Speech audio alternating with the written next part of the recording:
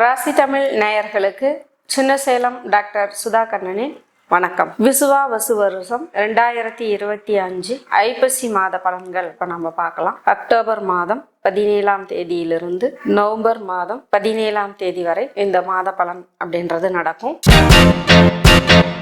முதல்ல நம்ம மேசராசி நேயர்களுக்கு எப்படி இருக்கு அப்படின்றத பார்க்கலாம். ஐப்பசி மாதம் அப்படிங்கும் போதே பாத்தீங்கன்னா சூரிய பகவான் நீச்சத்தன்மைக்கு வந்துருவாரு. அப்ப ஒரு அதிகார பவர், ஒரு நிர்வாக திறமை, ஒரு எந்த ஒரு விஷயமா இருந்தாலும் அதுல ஒரு முதன்மை பண்போட தலைமை பண்போட இருக்கக்கூடிய சூழ்நிலை அப்படின்ற எல்லா விஷயங்களுமே சூரிய பகவான் நீச்சத்தன்மைக்கு வர்றதுனால எல்லா ராசிக்காரர்களுக்குமே கொஞ்சம் அந்த மாதிரியான விஷயங்கள்ல கொஞ்சம் டவுன் ஆகக்கூடிய சூழல் பொதுவாகவே உண்டு. மேசராசி நேயர்களுக்கு பார்த்தீங்கன்னா ராசியாதிபதி 16 தேதி வரைக்கும் பேரான இடத்துல 7ஆம் இடத்துல துலாத்துல இருப்பாரு. அதுக்கப்புறம் பார்த்தீங்கன்னா விருச்சகத்துக்கு மாறிடுவாரு செவ்வாய் பகவான். ஆனா மாத முதல்ல இருந்தே பார்த்தீங்கன்னா உங்களுடைய 5ஆம் அதிபதி சூரிய பகவான் 7ஆம் இடத்துல நீச்சத்தன்மையில உட்கார்ந்துருவாரு. இது நம்ம ஒரு அதிகார பவர்ல இருக்கிறதோ மற்ற விஷயங்களோ ஒரு தலைமை பொறுப்போட இருக்கிறதுலையோ எந்த ஒரு விஷயங்களா இருந்தாலும் நம்ம பாதுகாப்பா இருக்கணும். அந்த விஷயங்கள்ல அதிகமான தவறான முடிவுகள் எடுக்கிறதோ இல்ல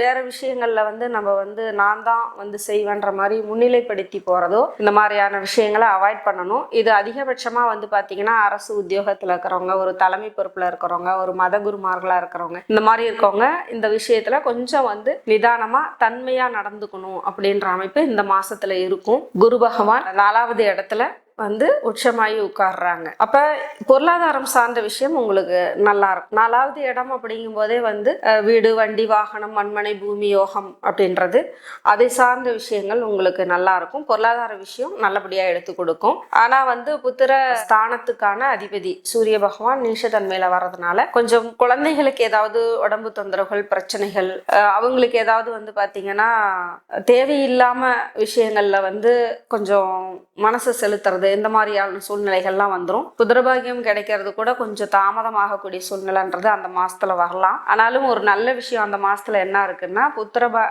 அந்த ஐதீகம் பாருங்க. அதாவது அந்த சூரியன் நீச்சமாகக்கூடிய அந்த மாதத்துலதான் குழந்தை பேருக்கான விஷயத்துல சஷ்டி பெருவிழாவையும் வச்சிருக்காங்க நம்மளுக்கு ஐதீகமா. அப்ப இந்த மாதிரி ஆகுது. இந்த டைமிங்ல நீங்க சஷ்டி பெருவிழா பண்ணீங்கன்னா புத்திரபாகியம் நல்லா இருக்குன்ற விஷயத்த அதுல கொண்டு வந்திருக்காங்க. அப்ப இந்த டைமிங்ல பாத்தீங்கன்னா புத்திரபாகியம் தடைபடக்கூடிய சூழல், இந்த மாதிரியான விஷயங்கள்லாம் நடக்கும். அதற்கான ட்ரீட்மெண்ட் சம்பந்தப்பட்ட விஷயங்கள் போற மாதிரி வரும். மற்றபடி உங்க தொழில் விஷயம், உங்க வேலை விஷயம் இதெல்லாம் ஒன்றும் பிரச்சனை இல்லை. அதெல்லாம் அப்படியே நடத்திக்கிட்டே போகலாம். ஆனா எங்க போனாலும் எங்க வந்தாலும் நம்மளுடைய விஷயங்கள்ல நான் பெரிய ராஜா மாதிரி இருப்பேன், நான் தான் பெரிய லெவல்ல இருக்கேன் அப்படின்ற மாதிரியான கெத்து காட்டக்கூடிய சூழ்நிலையில போயிடக்கூடாது. அடக்க ஒடுக்கமா நம்ம என்ன பண்ணமோ என்ன செஞ்சோமோ அதை மட்டும் அப்படி செஞ்சுட்டு வரத்துக்கு தான் பார்க்கணும். மேசராசி நண்பர்கள் நிதானத்தை கடைபிடிக்கணும். பொருளாதாரம் சார்ந்த விஷயத்துல நல்லா ஒரு விஷயங்கள் பண்ணிக்கலாம். குழந்தைகளோட ஆரோக்கியத்துல, படிப்புல கொஞ்சம் தடை ஏற்படும். மற்ற தொழில் விஷயங்கள் உங்களுக்கு நல்ல முன்னேற்றமா வரும் அப்படின்ற மாதிரி